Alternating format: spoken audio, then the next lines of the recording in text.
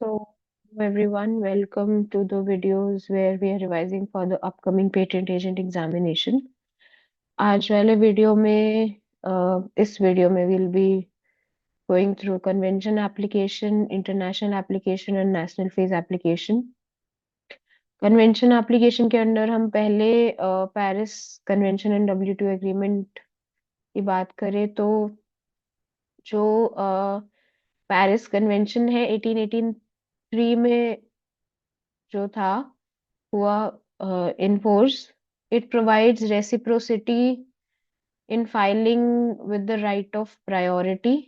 India जो है Paris convention का मेंबर बना 1998 में और इंडिया WTO एग्रीमेंट का मेंबर बना 1995 में एंड PCT ट्रीटी जो पेटेंट कोऑपरेशन ट्रीटी का है उसका भी मेंबर 1998 में बना। जो बुदापेस्ट ट्रीटी है on the international recognition of the deposit of micro organisms में इंडिया उसका भी मेंबर था बना for patent procedure in the year 2001। और अंडर बुदापेस्ट ट्रीटी ये क्या प्रोवाइड करता है? It provides a mechanism for depositing biological material in the internationally recognised depository authorities.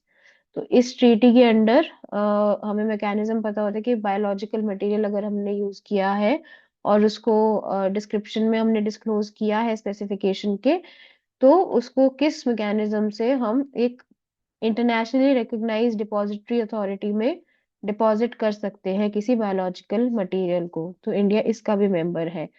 अब अगर कन्वेंशन कंट्री की बात करें तो कोई भी ऐसी कंट्री जो कि इज अ सिग्नेटरी और अ पार्टी और a group of countries, union of countries और इंटर गवर्नमेंटल ऑर्गेनाइजेशंस जो कि दे आर सिग्नेटरीज और parties to an international regional और बाईलैटरल ट्रीटी कन्वेंशन और अरेंजमेंट जिसमें इंडिया भी सिग्नेटरी या उसकी पार्टी है, तो वो एक कन्वेंशन कंट्री के अंदर कंसिडर की जाएगी। And this country will afford the right to the applicant for patents in India or to the citizens of India similar privileges as are granted to their own citizens or citizens to their member countries। तो कोई भी ऐसी country जो particular ऐसा कोई bilateral treaty है या कोई ऐसी दोनों डिफरेंट पार्टीज या डिफरेंट ग्रुप ऑफ कंट्रीज के बीच में एक ट्रीटी साइन हुआ है, वो एक एप्लीकेंट को अलाउ करती है पेटेंट्स इन इंडिया या फिर इंडिया के सिटीजन्स को सिमिलर प्रिविलेजेस देती है अपने खुद की कंट्री में जो कि वो अपने खुद के सिटीजन्स को देगी। तो वो इस चीज के अंडर आएगी। एंड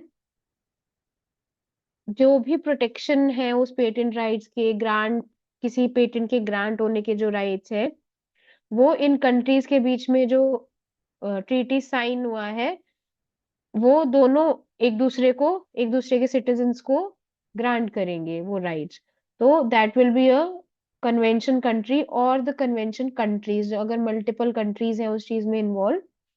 तो जो राइट्स जैसे इंडिया अगर एक कन्वेंशन कंट्री है तो जो राइट एक पेटेंटी को इंडिया में मिलते हैं एंड उसने अगर कन्वेंशन कंट्री में फाइल किया है तो सेम कंट्री वो वाली कन्वेंशन कंट्री भी उस इंसान को सिटीजन उस इंडियन सिटीजन को सेम राइट्स ग्रांट देगी upon the grant of a patent और एप्लीकेशन ऑफ अ पेटेंट, जो कि वो अपने खुद के सिटीजन्स को भी देगी जो सिमिलर प्रिविलेजेस है। तो ये यहाँ पे हमारी जो उसकी मेंबर कंट्रीज है, कन्वेंशन कंट्रीज जो मेंबर कंट्रीज है उस particular party group of countries में, वो कन्वेंशन कंट्रीज इस चीज के अंडर कंसिडर होते हैं। एट प्रेजेंट जो इंडिया है हमने अभी बोला कि it is member of WTO, it is member country to Paris convention and a contracting state to the PCT। जो भी country, any country, union of countries और intergovernmental organisation which are members और contracting states to the above convention treaty या agreement, they are convention countries. इन सब के under कोई भी ऐसी कंट्री या इंटर गवर्नमेंटल ऑर्गेनाइजेशन जो है या कोई यूनियन ऑफ कंट्रीज है, अगर वो इस ट्रीटी के कॉन्ट्रैक्टिंग स्टेट्स में आता है या वो मेंबर्स है, तो उनको हम कन्वेंशन कंट्रीज कंसिडर करते हैं under the Indian patent act. अब अगर हम कन्वेंशन एप्लीकेशन की बात करें तो कन्वेंशन एप्लीकेशन सेक्शन 135 के अंडर प्रोवाइडेड है क्या है कि जब किसी पर्सन ने एक पेटेंट के इन्वेंशन के लिए एक एप्लीकेशन फाइल की है किसी कन्वेंशन कंट्री में, जो कि एक बेसिक एप्लीकेशन है, या वो इस एक्ट के अंदर एप्लीकेशन फाइल करता है after filing the basic application with in 12 months,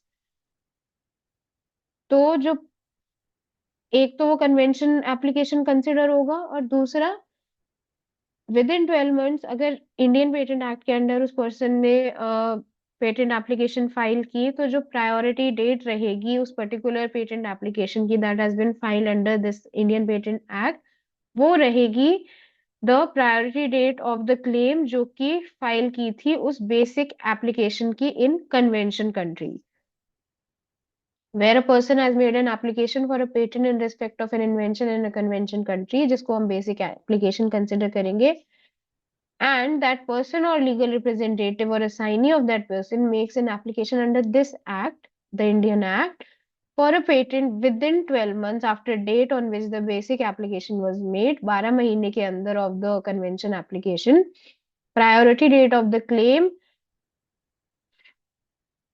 being a claim based on matter disclosed in basic application will be the date of making the basic application, जो convention application के अंदर किसी convention country में उस person ने file की होगी। Next जो है, जब कोई एप्लीकेशन है वो सिमिलर प्रोटेक्शन के लिए फाइल की गई है दो या उनसे ज्यादा कन्वेंशन कंट्रीज में, तो जो 12 महीने का पीरियड रेफर किया गया है कि 12 मंथ्स के अंदर of filing the basic application वो फाइल करनी है, वो किस चीज से कैलकुलेट होगा? It will be calculated from the date on which the earlier या अर्लीस्ट एप्लीकेशन, जो पहले एप्लीकेशन बनाई थी, ठीक है। और अगर एप्लीकेशंस फाइल की है एक या एक से ज्यादा कन्वेंशन कंट्रीज में, दो या दो से ज्यादा इन्वेंशन के लिए जो कि आपस में एक दूसरे का मॉडिफिकेशन है, ठीक है, जिनके लिए एक single convention application can be made at is made at any time within 12 months from the date of earliest, तो एप्लीकेशन जो है विल बी application की fees will be payable in respect of as if the separate applications have been made in respect of each of the said application। दो cases हैं कि अगर तो आपका दो या दो से ज्यादा कन्वेंशन कंट्रीज में हमने फाइल की है इन्वेंशन के लिए patent application with in a period of 12 months, तो हमारी जो डेट ऑफ प्रायोरिटी रहेगी वो रहेगी अर्लियर वाले के रिस्पेक्ट में जो पहले फाइल की गई थी, ठीक है। दूसरा केस ये है कि अगर हमने दो इन्वेंशंस के लिए, दो या दो से ज्यादा इन्वेंशन के लिए एप्लीकेशन ये सेपरेट है उससे पहले वाले से, दो या दो से ज्यादा के लिए फाइल किया है एप्लीकेशन जिसमें वो दोनों इन्वेंशन आपस में एक दूसरे की मॉडिफिकेशन है, ठीक है। तो एक तो ऑप्शन है कि हम उन्हीं के लिए क्या कर सकते हैं कि जो कन्वेंशन कंट्रीज में हमने दो या दो से ज्यादा इन्वेंशन के लिए एप्लीकेशन फाइल किया हुआ है, हम उनके लिए एक सिंगल कन्वेंशन एप्लीकेशन फाइल कर सकते हैं कितने टाइम में? Within 12 months from the date of the earliest application. लेकिन इस केस में दोनों के लिए जो है हर एप्लीकेशन के रिस्पेक्ट में फीस अलग से पेएबल होगी, जैसे कि सेपरेट एप्लीकेशन के लिए पे होती है उन दोनों इन्वेंशन के लिए, चाहे हमने उनके लिए separate convention application separate countries में फाइल की हो। अब इस कन्वेंशन एप्लीकेशन के लिए क्या क्या डॉक्यूमेंट्स रिक्वायर होते हैं?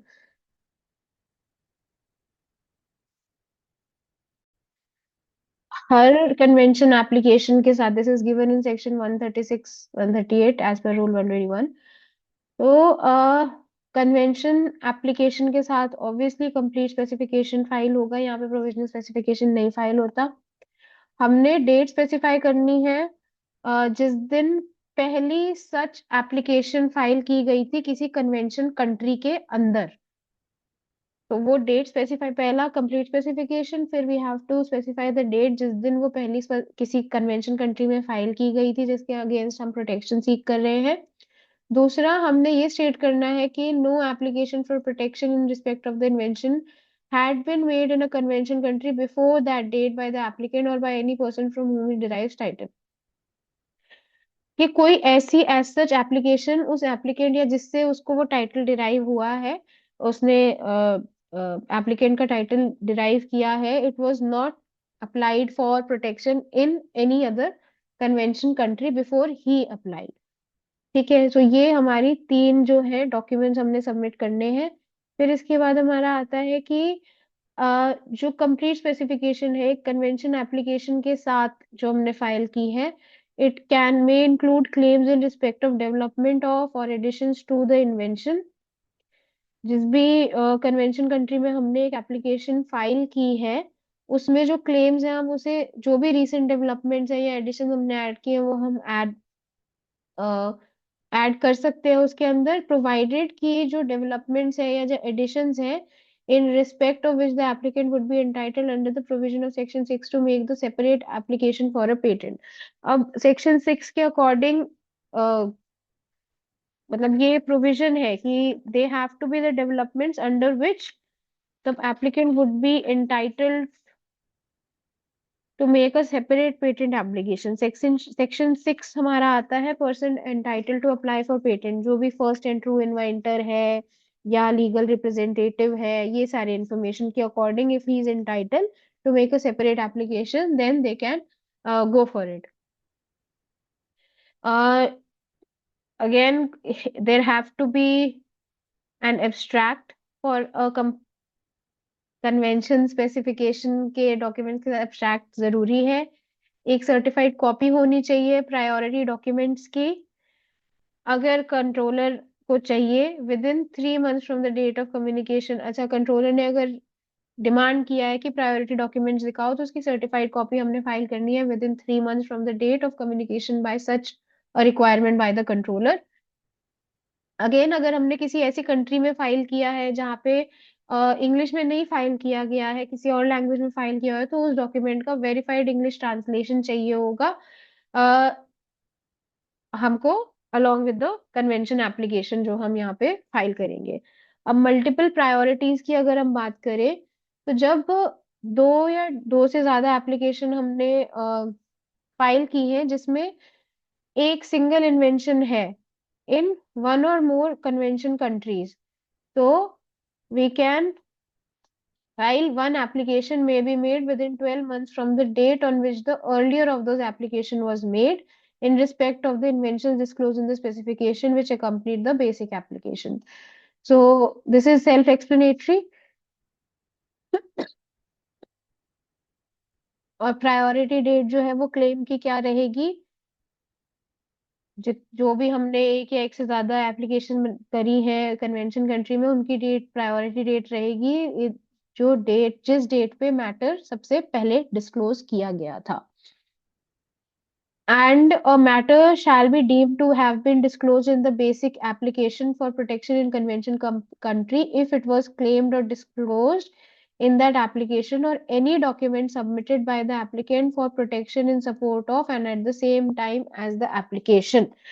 कि matter will be considered as disclosed in that basic application अगर वो हमने डिस्क्लोज किया है in support at the time of that particular application, जब वो एप्लीकेशन कन्वेंशन के लिए बनाई गई थी। And no account shall be taken of any disclosure effected by any such document unless a copy of the document is filed at the patent office with the convention application or within such period as may be prescribed। इस चीज का कोई ऐसा results नहीं होगा unless and until that copy of the document has been submitted with the convention or application या फिर within the period as may be prescribed after the filing of that particular application। और अगर बाकी conditions की बात करें तो term of patent जो है कन्वेंशन एप्लीकेशन के केस में वो हमारा रहेगा 20 years from the date of filing of the application in India. Convention application को भी हम डिविजनल में कन्वर्ट कर सकते हैं, सेम फिर प्रायोरिटी डेट उसकी तब भी सेम रहेगी। Convention application is not allowed to be post dated किसी to a later date than on the date it was on which the application could have been made it is explanatory। Next है, अगर हम बात करें international application under PCT patent cooperation treaty के under, तो PCT international application by Indian applicant, एक Indian applicant एक PCT international application file कर सकता है किस मैनर में, अगर हम if the application is filed before 6 weeks from the date of priority in India, the following foreign filing permission under Section 39 has to be obtained uh, from the appropriate office. Section 39 हमारा क्या कहता है? Section 39 के अंदर residents not to apply for patent outside India without prior permission. Prior permission लेनी होती है अगर हमने इंडिया में फाइल करने से पहले हमने इंटरनेशनल एप्लीकेशन फाइल करना है, तो सेक्शन 39 के according we have to take permission to apply for the patent in a foreign country. ठीक है, तो वो अप्रोप्रिएट ज्यूरिसडिक्शन के अकॉर्डिंग ले ली जाती है। और अगर हमने international application is filed directly at RO IB or ROIN without the priority claim following foreign filing permission under Section 39 has to be obtained from the। तो अगेन दोनों केसेस में कि अगर हमने फाइल किया है, करना चाहते हैं मतलब फाइल करने से पहले हमने लेना है परमिशन, और इन केस हमने फाइल किया है डायरेक्टली तो भी हमें उसका जो है परमिशन, फॉरेन फाइलिंग परमिशन लेनी है सेक्शन 39 के अकॉर्डिंग। तो एक रिटर्न परमिट होगा जिसके अकॉर्डिंग वहां पे हमें फॉरेन फाइलिंग परमिट मिलता है। अब वो रिटर्न परमिट किस फॉर्मेट में रहता है? वो प्रिस्क्राइब्ड मैनर में रहेगा return permit. Foreign filing licence हमारा फॉर्म 25 के अकॉर्डिंग रहता है। ठीक है, एंड प्रिस्क्राइब्ड पीरियड के अंदर हमें वो फाइल करना होता है। अगर as an applicant we fail to obtain the following foreign filing permission under section 39, तो हमारा जो एप्लीकेशन है it will not be considered as international application। And अगर हम इस डायरेक्शन के अकॉर्डिंग, जैसे अगर हमें सेक्शन 35 सीक्रेसी डायरेक्शन के अकॉर्डिंग डायरेक्शंस गिवन है एंड हम उसको we fail to comply with those direction, या फिर हम उसके अगेंस्ट जाके एक एप्लीकेशन का ग्रांट कराते हैं, या फिर in contravention of section 39, तो it is punishable by law, punishable with imprisonment for a term which may extend to 2 years or fine or both। RO का मीनिंग यहाँ पे रिसीविंग ऑफिस है। ठीक है, इधर आरओ रिसीविंग ऑफिस है। So Indian patent office as receiving office and उसकी क्या रिक्वायरमेंट्स होती है ऑनलाइन फाइलिंग के लिए? ऑनलाइन फाइलिंग के केस के लिए international patent application can be filed in Indian patent office as with Indian patent office as the receiving officer, sorry as the receiving office. अब इसका रिक्वेस्ट फॉर्म क्या है? PCT/RO/101, और इसकी इंफॉर्मेशन सारी EPCT मॉड्यूल जो वाइपो का है वहां पे पता चल जाएगा कि क्या क्या चीजें फाइल करनी है उसमें। आपने application body, declaration, POA, MSME certificate या certificate of recognition as a startup issued by DPIIT for claiming the fee reduction, ये सारी इंफॉर्मेशन मिल जाएगी EPCT मॉड्यूल ऑफ वाइपो के।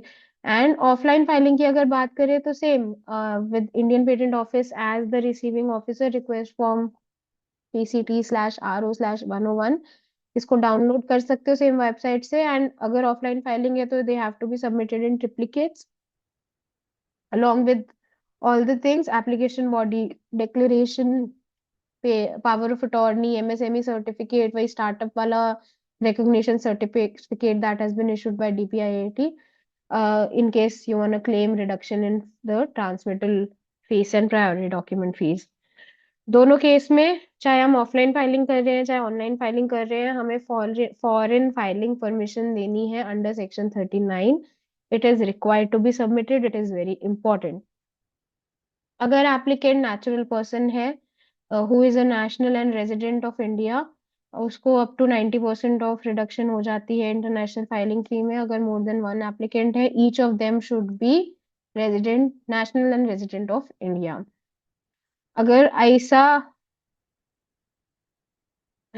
in case of ISA/USA, in case ISA/USA selected as search authority, applicant has to submit the following way। ISA in international search authority, तो applicant को क्या क्या देना है? दो चीजें देनी है: certificate of micro entity status, और वो किस फॉर्म में दिया जाता है? वो दिया जाता है PTO/SB/15A of the US PTO, which gives to claim the micro entity fee reduction, and the second thing is small entity assertion या declaration, जिसमें वो क्लेम करे स्मॉल एंटिटी के केस में फी रिडक्शन की। IB as receiving office, International Bureau as receiving office। International patent application को हम directly भी फाइल कर सकते हैं इंटरनेशनल ब्यूरो पे।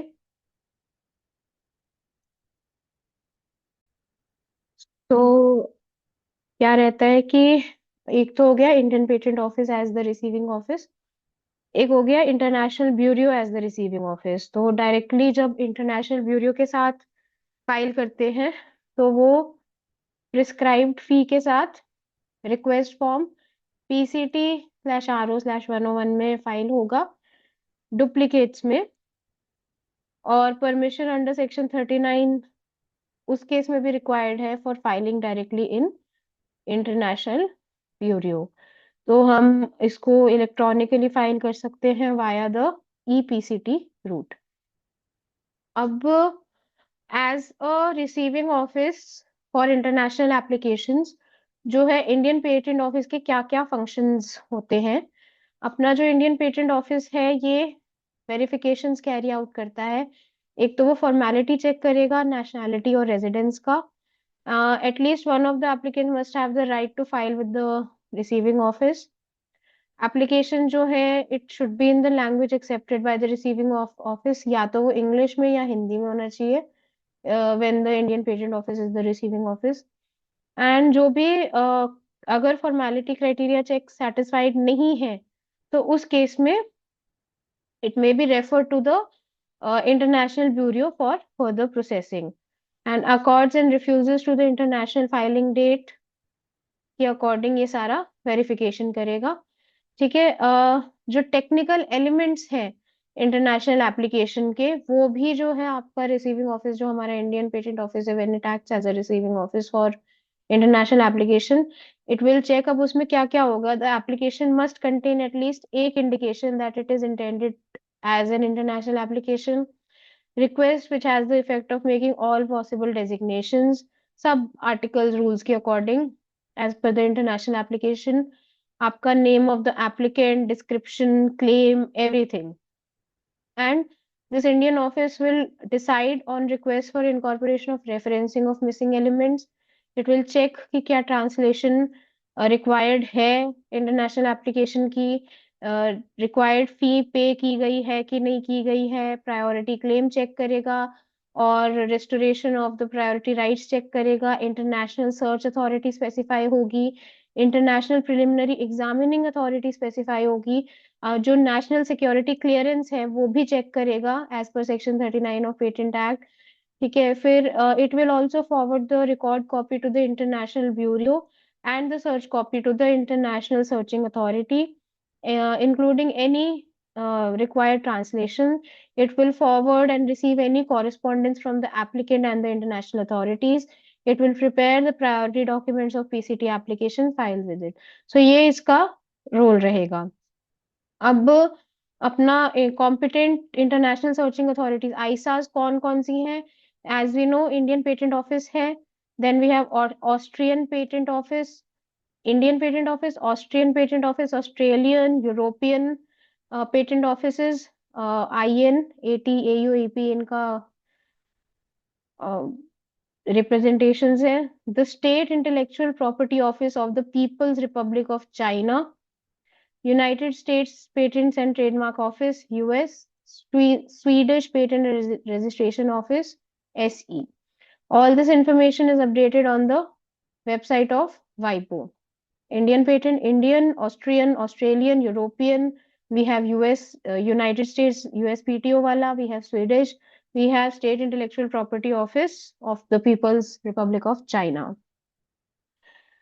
जो भी सारी फीस पेएबल है सारे रिसीविंग ऑफिसर्स पे, ट्रांसमिटल फी हो गई, इंटरनेशनल फाइलिंग फी हो गई, सर्च फी हो गई, ये सारी fees are payable for the fee for priority of document, late fee payment, late furnishing fee, any fees that is required to be paid, those are as per the instructions and they are to be paid at the receiving office. So this is it for this particular video. We'll continue further in the next video. Thank you so much.